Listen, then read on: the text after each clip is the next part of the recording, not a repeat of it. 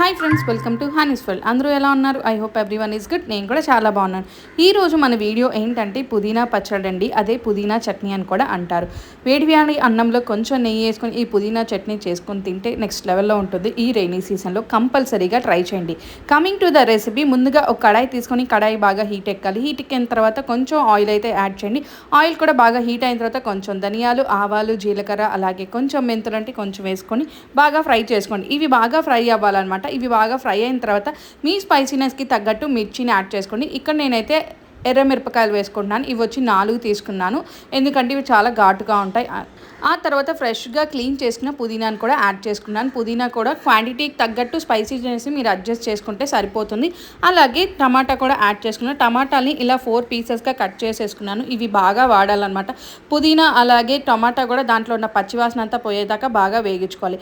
ఇవి బాగా వేగిన తర్వాత చింతపండుని కూడా నానబెట్టుకోవాలండి సైడ్న, ఎందుకంటే మనకి పులుపు కావాలి కదా, అందువల్ల. సో ఇవి బాగా మగ్గిన తర్వాత ఇలా అవుతుందన్నమాట. సో ఇవి బాగా మగ్గిన తర్వాత పక్కన పెట్టేసుకున్నాం అంటే బాగా చల్లారాలి.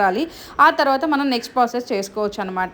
సో టమాటా చూసారు కదా ఎంత బాగా మగ్గిపోయి, అంటే స్కిన్ కూడా మనకి పీల్ ఆఫ్ అయిపోయేలా మగ్గిపోయాయి. సో ఇలా బాగా మగ్గడాన్ని మనకి ఆ ప్రాసెస్ అనేది కంప్లీట్ అయిందని మనకు క్లియర్గా అర్థమవుతుంది. ఆ తర్వాత ఒక మిక్సీ జార్ తీసుకొని ఏదైతే మనకి మిశ్రమం చల్లగా అయిపోయిందో ఆ మిశ్రమాన్ని మొత్తాన్ని దీంట్లో యాడ్ చేసుకోవాలి.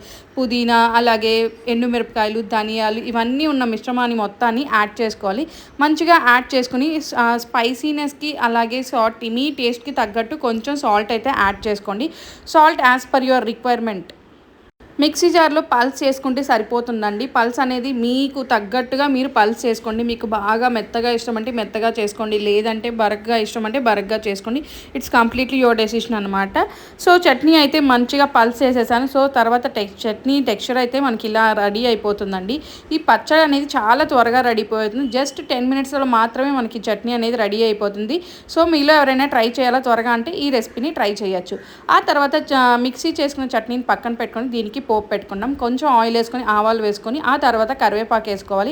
ఆ కరివేపాకు నా దగ్గర లేదు, సో ఐ డిడెంట్ యాడ్. మీరు కావాలంటే యాడ్ చేసుకోండి. ఆ తర్వాత ఏదైతే పచ్చడి మనము మిక్స్ చేసుకున్నామో దాన్ని కూడా దీంట్లో వేసేసుకున్నాం. ఇలా మనము పోపు పెట్టుకోవడం వల్ల దాని లైఫ్ అనేది కొంచెం ఎక్కువ ఉంటుంది అనమాట. ఎందుకంటే దీంట్లో ఆనియన్స్ కూడా యాడ్ చేసాము, ఎందుకంటే ఆనియన్స్ యాడ్ చేసి కొంచెం కచ్చా పచ్చగా తగులుతూ ఉంటుంది. సో పోపు అనేది మ్యాండేటరీగా యాడ్ చేసుకుని సో దట్ ఒక 1 వీక్ మాత్రం మనం స్టోర్ చేసుకోవచ్చు హ్యాపీగా, ఎలాంటి భయం లేకుండా. లేదు 1 డే 2 డేస్లో అయితే పోపు అవసరం లేదండి. సో ఆయిల్ మొత్తం ఇలా బయటకి ఊజ్ అయిపోతే మనకి పచ్చడి అనేది రెడీ అయిపోయినట్టు. ఒక సర్వింగ్ బౌల్ తీసుకుని సర్వ్ చేసుకుంటే వేడివేడిగా మన పుదీనా చట్నీ అయితే రెడీ అయిపోతుంది. ఒక ప్లేట్ తీసుకొని మంచిగా రైస్ పెట్టుకొని కొంచెం అంటే కొంచెం నెయ్యి వేసుకుని ఆయిల్లో ఆప్షనల్ అనమాట ఈ చట్నీ వేసుకుని తింటే నెక్స్ట్ లెవెల్లో ఉంటుంది. I hope you like this video. If you like this video please like, share and subscribe to my channel. Thanks for watching until the end.